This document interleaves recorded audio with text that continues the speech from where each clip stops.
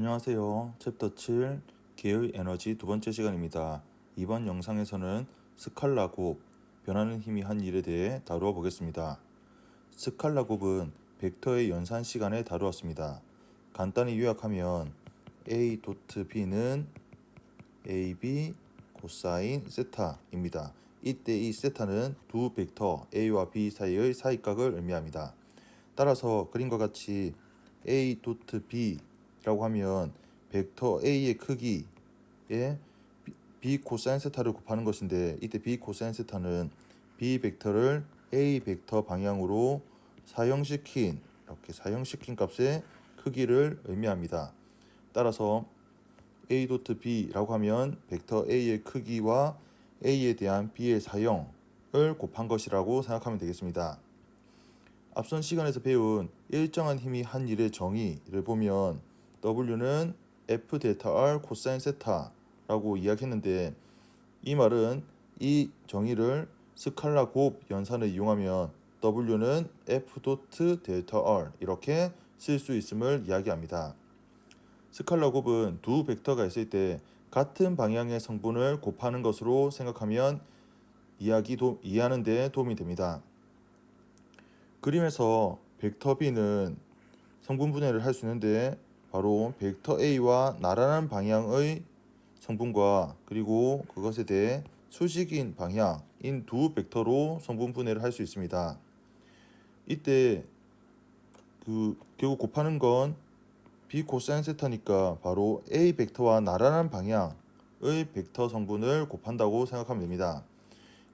이를 정의에 대해서 한번 생각해 보면 F 도트 델타 R 이라고 하면, 만약 물체의 변위는 오른쪽 방향으로 되는데 만약 힘이 사선 방향으로 힘이 작용한다 라고 하면, 그때 사이각을 세타라고 하면 이 힘 역시 변위와 나란한 방향의 성분, 그때 그 크기는 F 코사인 세타 성분이 되고, 또 변위와 수직인 방향의 성분, 그 성분의 크기는 F 사인 세타가 될 텐데, 여기서 우리가 일의 정의 그리고 그 스칼라 곱의 정의를 보면 결국 F 코사인 세타와 이 변위의 크기를 곱하는, 즉 F 코사인 세타와 변위의 크기를 곱하는 것으로 볼 수 있기 때문에, 두 벡터를 내적한다는 건 두 벡터가 같은 방향인 성분의 크기를 곱한다 라고 생각하면 되겠습니다.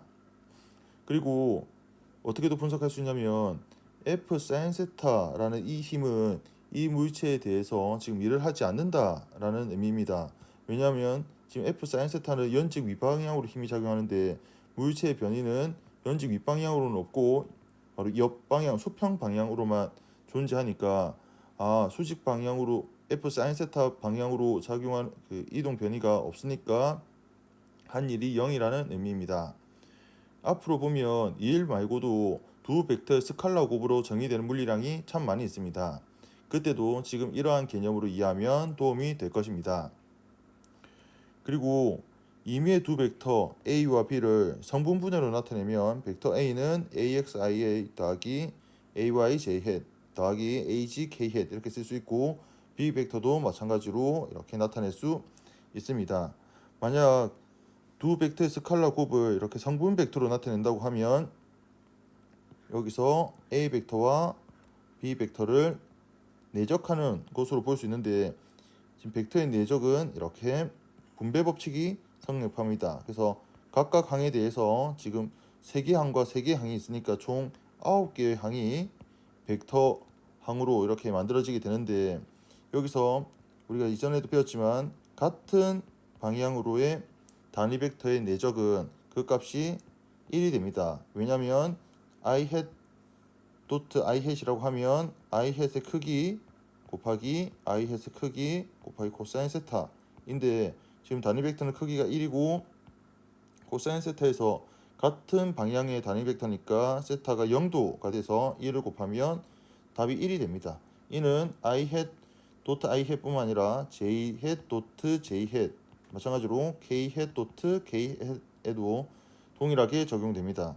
하지만 i 도트 j처럼 서로 수직인 단위 벡터는 내적하면 0이 됩니다. 왜냐하면 그 크기는 각각 1이지만 바로 코사인 세타 사이 각을 곱할 때 이 세타가 바로 90도가 되니까 코사인 90도 하면 그 값이 0이 되기 때문입니다.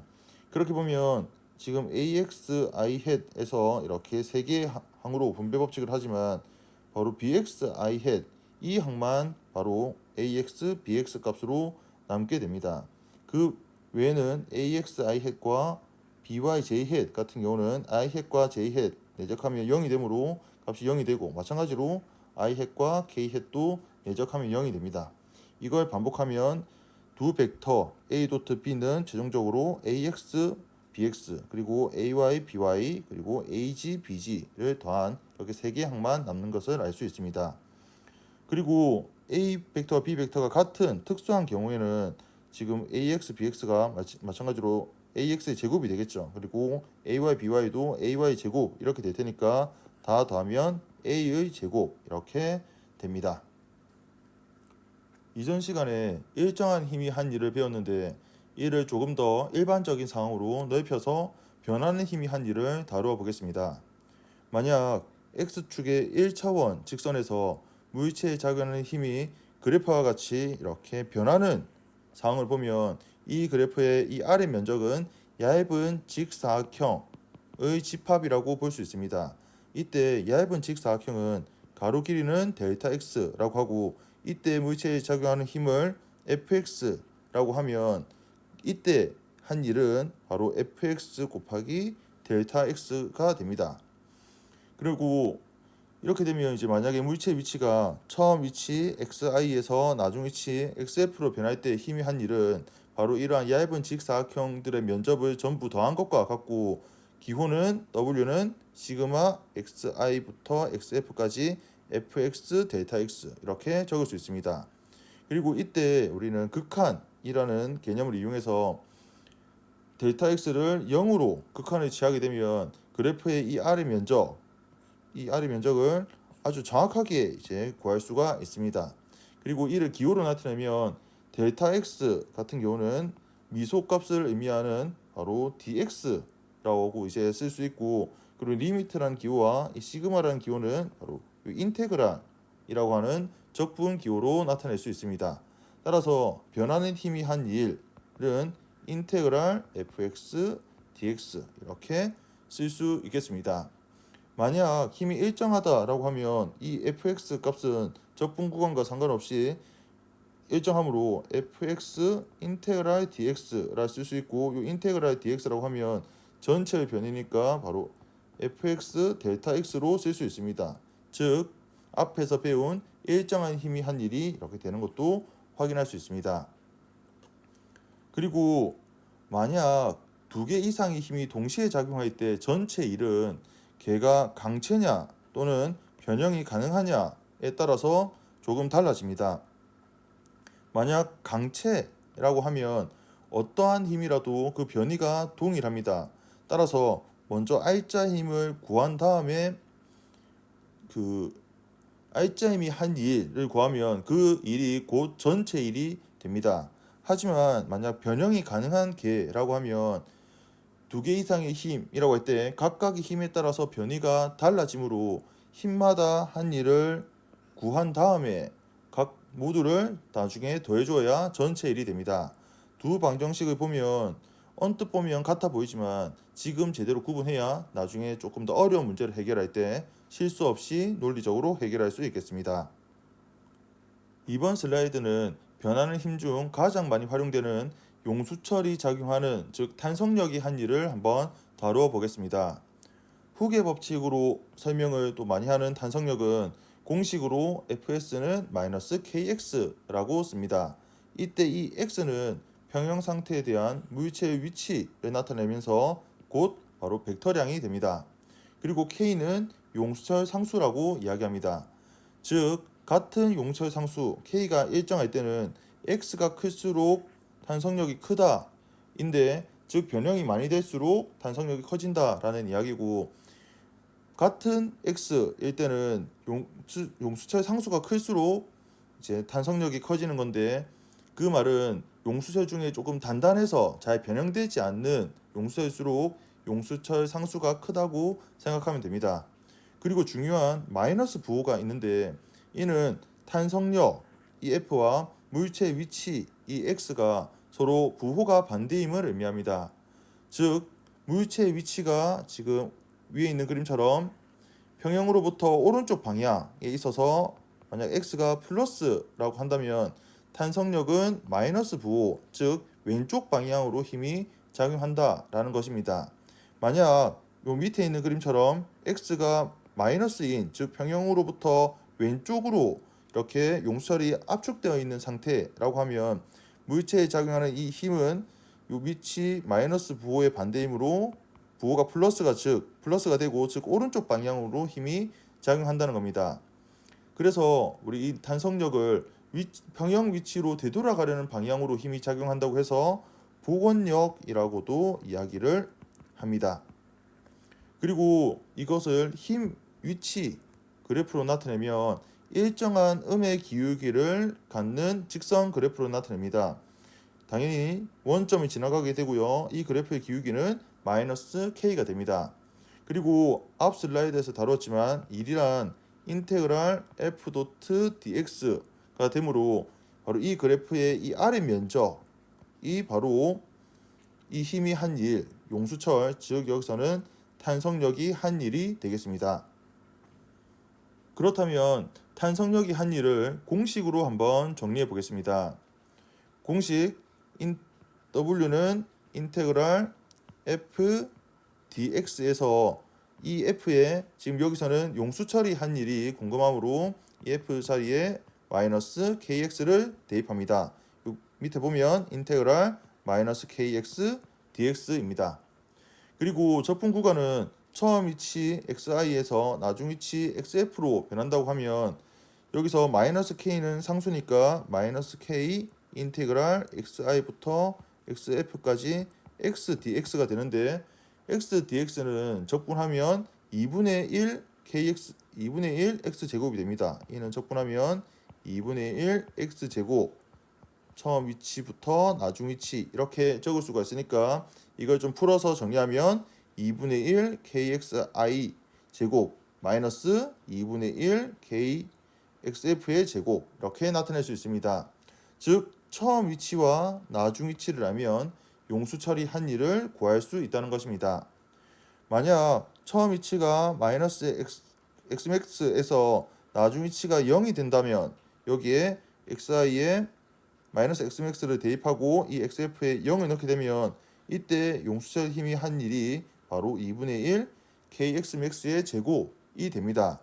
그리고 처음 위치가 만약 0에서 나중 위치가 xmax까지 위치가 변한다고 하면 마찬가지로 요 xi에 0을 대입하고 xf에 xmax를 대입하게 되면 그때 용수의 힘이 한 일은 마이너스 2분의 1 kmax의 제곱이 됩니다. 그런데 이 두 경우를 보면 일의 크기는 같은데 부호가 반대임을 알 수 있습니다. 앞 슬라이드에서 배운 내용 중에 일이 양수이면 환경에서 개로 에너지가 이동해 개의 에너지가 증가한다 했는데 지금 상황은 용수철에 매달린 물체가 개가 되므로 물체의 에너지가 증가합니다. 그래프로 보더라도 x가 마이너스 xmax에서 0까지 이렇게 위치가 변할 때는 그래프의 면적이 이 부분이 되면서 면적 역시 양수가 됩니다. 즉 면적이 양수라는 것은 곧 1의 부호가 양수라는 것이고 1의 부호가 양수라는 것은 물체의 에너지가 증가함을 우리가 알 수 있습니다. 그에 비해 x가 처음 0에서 나중 xmax까지 그때 면적은 이 아랫부분의 면적이 되는데 이 면적은 우리가 음수라고 이야기할 수 있습니다. 이는 1의 정의에서도 생각해 볼 수 있는데 1의 정의를 보면 우리가 f 도트 dx라고 할 때 보면 우리가 이 내적이라고 하는 것은 각각의 크기 곱하기 사이각의 코사인 세타였죠.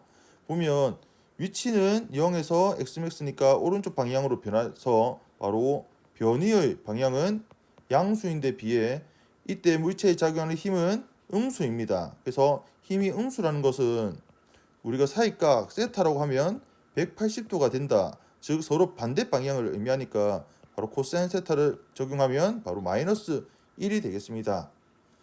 그래서 이걸 통해서도 우리가 이 상황에서는 한 일이 음수다라는 것이고, 여기서 일이 음수라는 것은 에너지가 계에서 환경으로 이동하게 되므로 여기서는 물체가 바로 에너지가 감소하게 됩니다.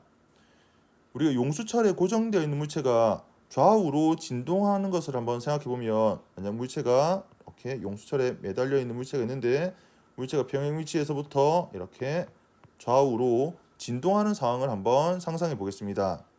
그러면 왼쪽으로 이렇게 완전히 압축되어 있는 상태에서 평형 위치로 이렇게 이동하는 동안에는 물체가 점점 더 빨라지고, 즉 에너지가 증가하는 것을 알 수 있습니다. 여기서는 정확하게 용수 처리한 일은 2분의 1 kxmax의 제곱이 되는 거죠. 그리고 평형 위치를 지나서 오른쪽 방향으로 이동하는 동안에는 물체가 점점 느려지게 되는데, 즉 에너지가 감소한다는 것이고, 정확하게는 그동안 용수의 힘이 한 일은 마이너스 2분의 1 kxmax의 제곱이 된다는 것입니다. 그리고 처음 위치 마이너스 xmax에서 플러스 xmax까지 이동하는 동안, 그리고 처음 위치와 나중 위치가 같을 때는 이 공식에 대입을 한번 해보면 용수의 힘이 한 일이 바로 0이 되는 것을 알 수 있습니다. 특히 처음 위치와 나중 위치가 같을 때 힘이 한 일이 0이 되면 우리는 그 힘을 보존력이라고 합니다. 보존력에 대해서는 뒤에서 좀 더 자세히 다루도록 하겠습니다. 이처럼 용수철의 진동을 일의 부호와 에너지의 변화로 접근해서 물리적으로 분석할 수 있는 것은 물리적인 학업 역량이 있다라는 것을 증명하는 것이니까, 혹시 이 내용이 어렵더라도 포기하지 않고 학습하길 바랍니다. 앞에서 탄성력이 한 일을 다루었다면, 이번에는 탄성력과 크기는 같지만 방향은 반대인 외력이 한 일을 다루어 보겠습니다.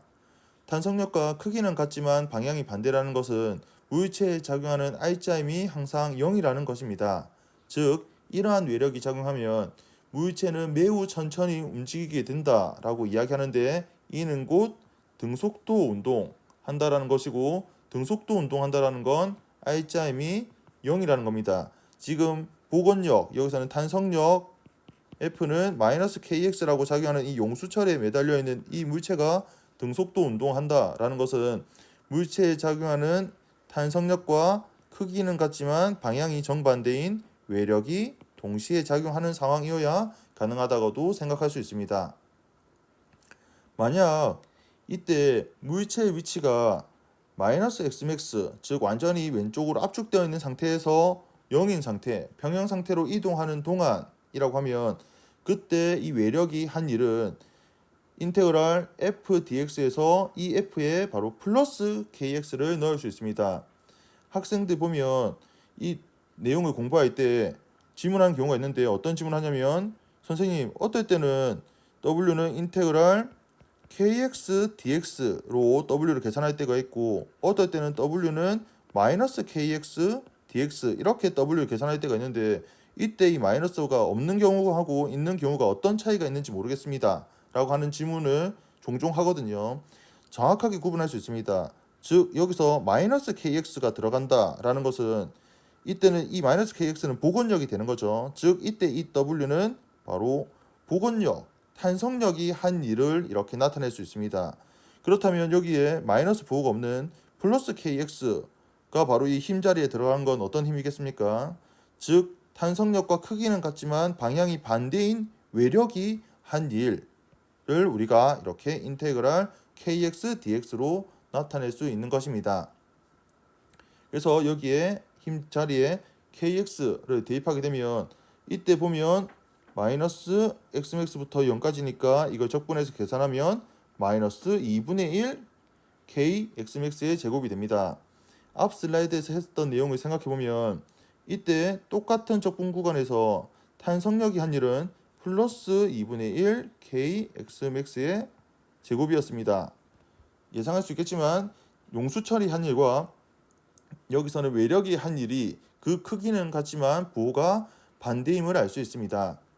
만약 이동안 물체에 작용하는 R자일을 구한다고 하면 탄성력이 한 일과 외력이 한 일을 더해야 되는데, 더하면 0이 됩니다. R자일이 0이라는 것은 물체의 에너지 변화는 없다는 것이고, 이는 곧 물체의 속도가 일정한 등속도 운동임을 알 수 있습니다. 여기 밑에 공식에서 봐도 임의 위치 xi에서 xf로 위치가 변할 때 여기에 kx 즉 외력이 한 일을 적분으로 계산해 보면 2분의 1 kxf 마이너스 2분의 1 kxi 제곱인데 앞에 슬라이드에서 어떤 게 썼냐면 탄성력이 한 일은 xi부터 xf까지 마이너스 kx dx였고 이는 2분의 1 kxi의 제곱 마이너스 2분의 1 kxf의 제곱이었습니다. 즉 이 두 힘을 더하게 되면 이때 i자 1은 곧 우변이 0이 된다라는 것도 우리가 확인할 수 있습니다. 이번 영상은 여기까지입니다. 다음 시간에는 챕터 7 기의 에너지에서 운동 에너지와 일 운동 에너지 정리에 대해 학습하겠습니다. 감사합니다.